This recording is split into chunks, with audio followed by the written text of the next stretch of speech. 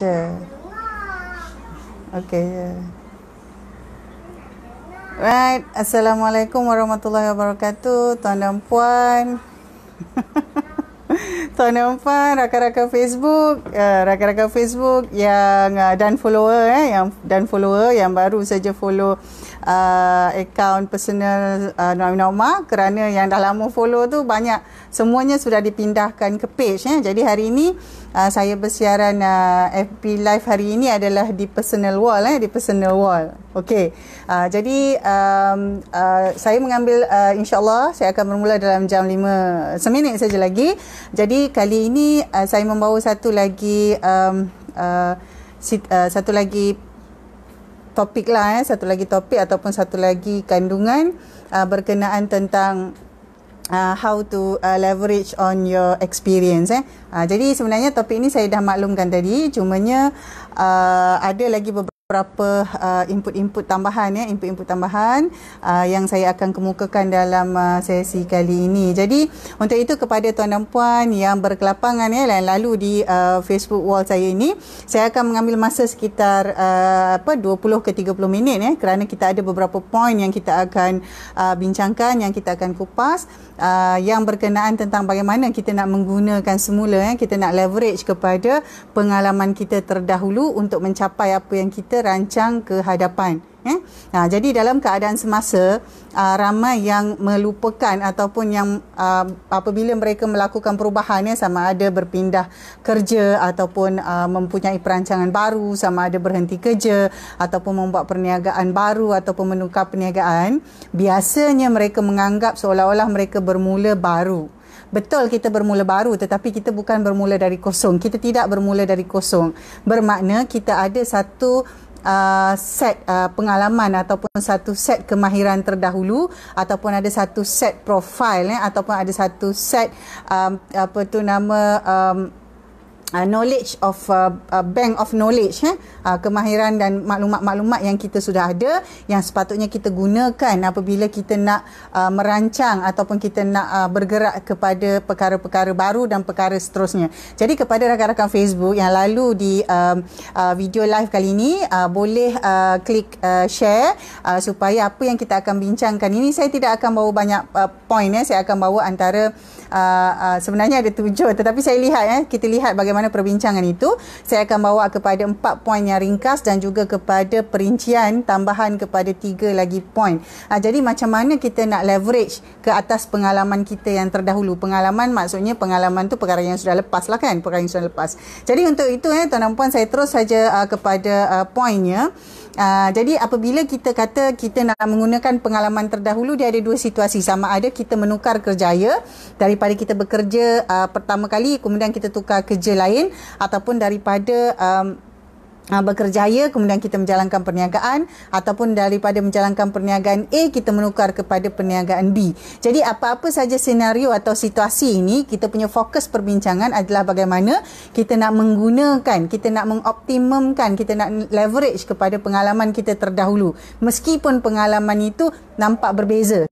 Sebenarnya ada kemahiran-kemahiran ataupun ada perkara-perkara, ada poin-poin yang boleh digunakan apabila kita memulakan perkara baru dan kita merancang untuk perkara yang ke hadapan. Jadi keadaannya begitu. Jadi kepada tuan dan puan yang baru masuk, boleh share video ni, boleh share Facebook Live ni, kerana saya akan bawakan 4+3, ada 4+3 sikit poin yang tentang bagaimana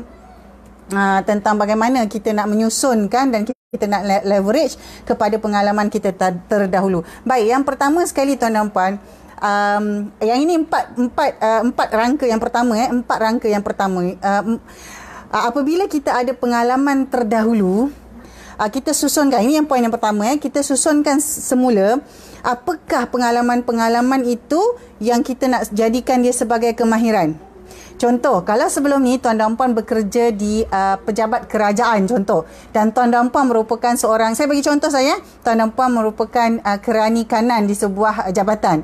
Jadi apakah kerja-kerja ataupun pengalaman yang telah tuan buat masa bekerja di jawatan kerajaan itu yang boleh dijadikan sebagai satu kemahiran. Sebagai contoh, tuan dan puan banyak buat mengendalikan. Contohnya, tuan mengendalikan, menguruskan semua hal-hal mesyuarat yang melibatkan protokol yang besar. Jadi kemahiran apa tu? Mungkin kemahiran pengurusan, kemahiran mengurus acara contoh.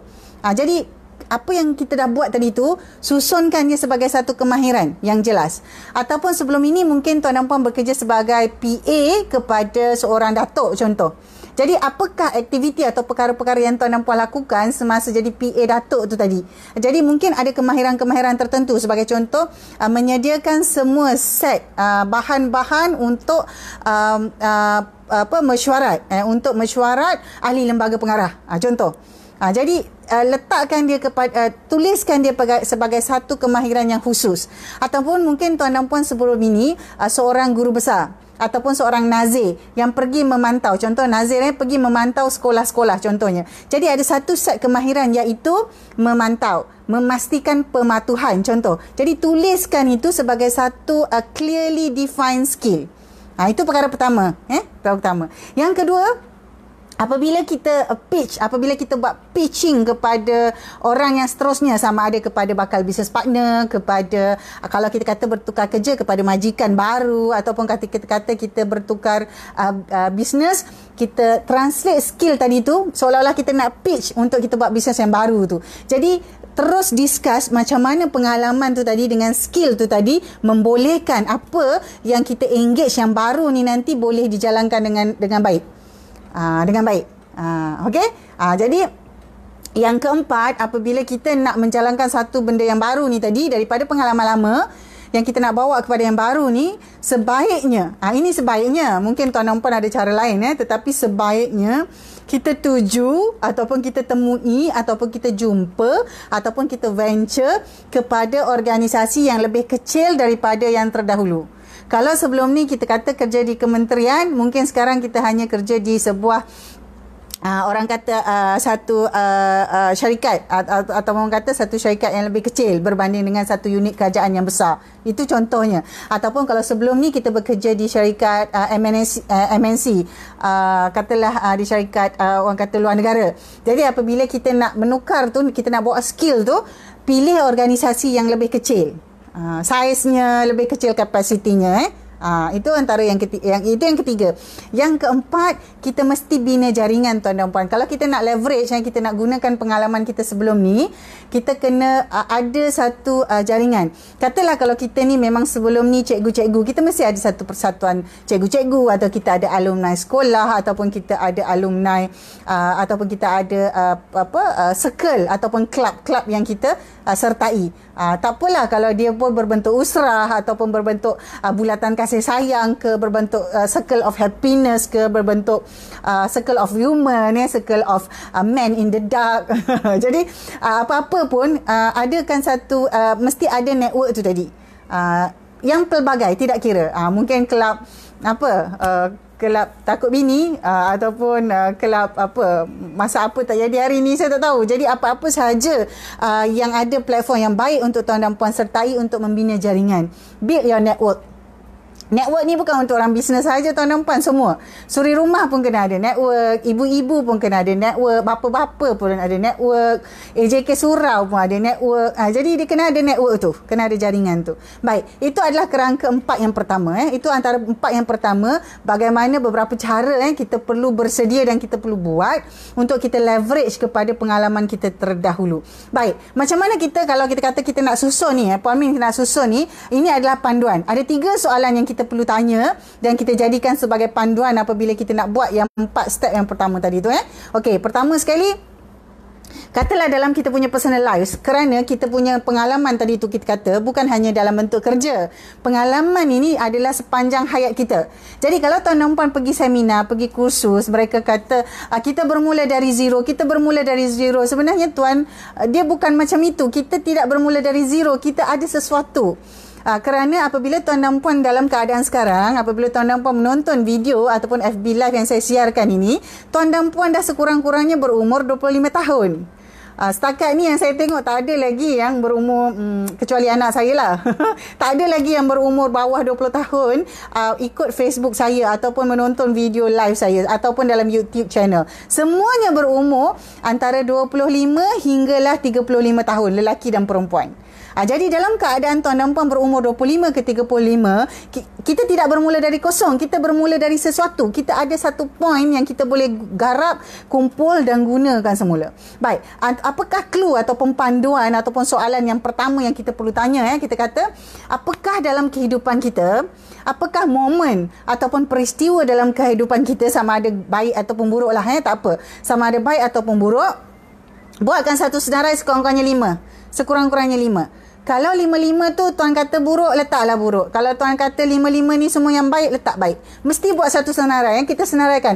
Apakah momen-momen ataupun senario ataupun keadaan ataupun pengalaman dalam kehidupan kita yang sangat signifikan. Yang bagus, good or bad lah, yang bagus ataupun yang tak bagus, letak. Contoh, pada tahun, pada tahun 2015 saya dilantik sebagai CEO Pusat Zakat Negeri, contoh ataupun pada tahun 2013 saya membuka sebuah syarikat baru, berpartner dan menjalankan perniagaan pasar mini, contoh. Itu mungkin antara momen yang signifikan, maksudnya satu pencapaian, satu kejayaan yang baik yang kita dapat, yang kita ada. Ataupun mungkin dalam senarai itu tuan dan puan ada letak di situ, pada tahun 2011 saya menutup sebuah kedai runcit yang saya sudah usahakan selama 6 tahun. Contoh, maksudnya senaraikan momen yang signifikan dalam hidup kita tu. Personal life. Dia tak semestinya bisnes. Mungkin aktiviti kita ataupun kerjaya kita, apa-apa sahaja. Letakkan. Mesti ada 5. Jadi kalau tuan orang berkerjaya, maka banyak perkara melibatkan kerjaya. Kalau tuan memang orang berbisnes, dia akan banyak list tu adalah tentang bisnes. Boleh ya? Okey. Itu satu. Kemudian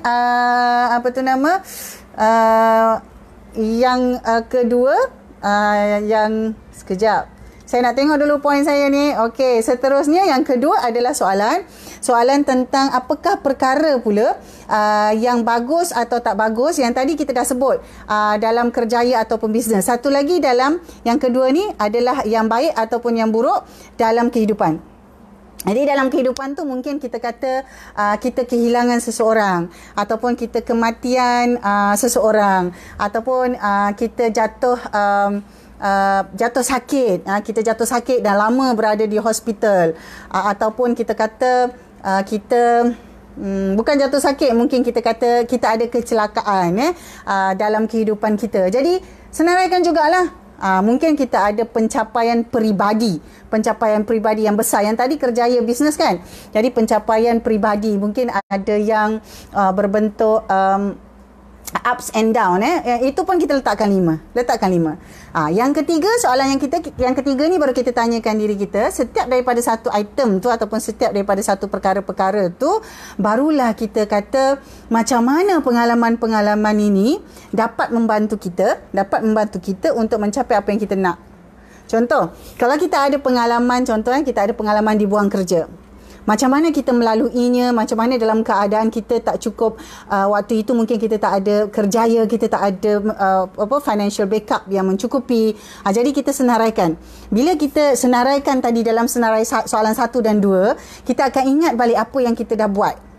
Jadi apakah perkara-perkara yang kita dah buat itu tadi yang membolehkan, ini soalan yang ketiga, untuk setiap senarai 5 yang kita dah tulis, 5 dalam kerjaya dan 5 dalam kehidupan, good or bad tu tadi kita ada 10. Jadi dalam setiap item tu kita lihat semula apakah perkara-perkara yang kita dah buat. Maksudnya kemahiran-kemahiran kita, sama ada kemahiran daripada emosi, spiritual, pemikiran, yang membolehkan kita gunakan semula untuk kita capai apa yang kita nak ke hadapan.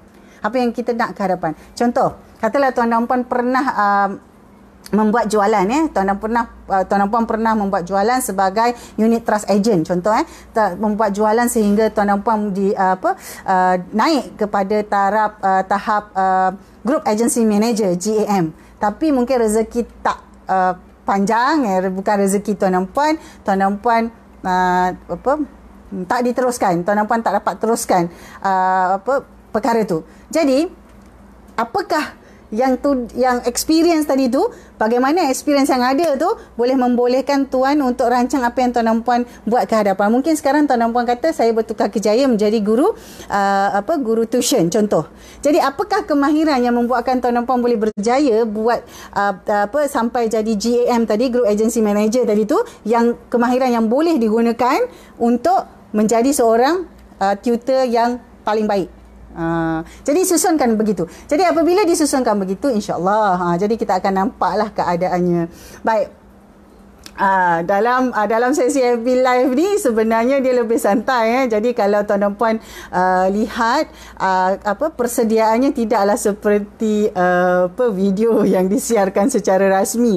Ada kalanya dalam video di YouTube itu memang dia ada persediaan secara teknikal yang disusunkan Jadi untuk FB Live ni dia lebih santai. Dia bukannya macam Cik Saiful dah biasa pergi kelas Toastmaster, so dia ada lebih tersusun dia ada strukturnya. Tapi walau macam mana pun tuan dan puan, walau macam mana pun, saya yakin dalam sesi FB Live ni saya sebenarnya sudah bawakan 4 poin yang pertama tadi, termasuk dengan 3 clue ataupun panduan bagaimana kita boleh leverage bagaimana kita boleh optimumkan, kita gunakan pengalaman kita itu untuk mencapai apa yang kita nak pada masa hadapan. Alright. Jadi saya dah bersiaran lebih kurang dalam 15 ke 20 minit ini. Jadi kepada tuan dan puan yang baru saja lalu, jangan risau kerana saya akan tinggalkan video Facebook Live ini di personal wall saya, dan untuk saya ulang semula kepada tuan dan puan yang baru masuk ni, sebenarnya nanti boleh tonton semula, tapi saya ulang iaitu saya tadi dah sebut 4 antara 4 perkara yang kita boleh lakukan apabila kita nak menggunakan semula, kita nak leverage kepada pengalaman terdahulu. Iaitu yang pertama sekali, kita susunkan semula apakah pengalaman-pengalaman terdahulu dalam bentuk kemahiran. Yang kedua, apabila kita buat pitching ataupun kita kata kita menceritakan kepada orang tentang pengalaman kita terdahulu itu, mestilah kita membincangkannya berdasarkan pengalaman yang kita dah lalui tadi, yang kita dah buat. Apakah perkara yang kita dah buat tu tadi. Dan yang ketiga, apabila kita nak merancang sesuatu yang baru itu, kalau kita kata kita nak cari kerja baru ataupun kita kata kita nak buat bisnes baru, itu mestilah skalanya lebih kecil daripada yang terdahulu. Skalanya lebih kecil dulu daripada yang terdahulu. Kemudian yang keempat, barulah kita kata sebagai untuk kita perlu bina network, kita perlu bina jaringan. Jadi keempat-empat ini tadi ada clue, iaitu panduannya, iaitu tanyakan kepada diri kita 3 soalan. Yang pertama, tanyakan apakah perkara-perkara yang signifikan dalam kehidupan kita, sama ada baik atau buruk. Buat 5 senarai. Kemudian yang kedua, buat 5 senarai lagi tentang perkara yang signifikan dalam kerjaya ataupun perniagaan kita. Kerjaya ataupun perniagaan, tak kira sama ada baik atau buruk. Jadi kita ada dah 10 senarai. Daripada 10 senarai ni, item, daripada 10 item ni tadi, barulah kita lihat semula apakah pengalaman-pengalaman yang dalam 10 perkara itu yang membolehkan kita gunakan semula untuk kita rancang kepada perkara kehadapan. Apa yang kita nak dapat, apa yang kita nak capai kehadapan tu tadi. Jadi kita lihat apakah kekuatan-kekuatan kita tadi, apakah kemahiran-kemahiran kita tadi yang kita boleh gunakan semula. Yang kita boleh gunakan semula, yang kita boleh gunakan untuk dapatkan apa yang kita nak untuk masa akan datang. Jadi untuk itu tuan dan puan nanti sebelum tamat tuan dan puan, saya akan tinggalkan beberapa maklumat di kolom komen. Nanti tuan dan puan boleh baca, dan juga saya akan edit video ni, dan tuan dan puan boleh baca nanti teks yang akan saya letak di atas video FB Live ini. Jadi untuk itu tuan dan puan, saya ucapkan terima kasih banyak-banyak. Kita dah melalui dalam 15-20 minit FB Live di personal wall Ramina Omar. Dengan itu insya-Allah kita jumpa lagi pada sesi yang akan datang. Assalamualaikum.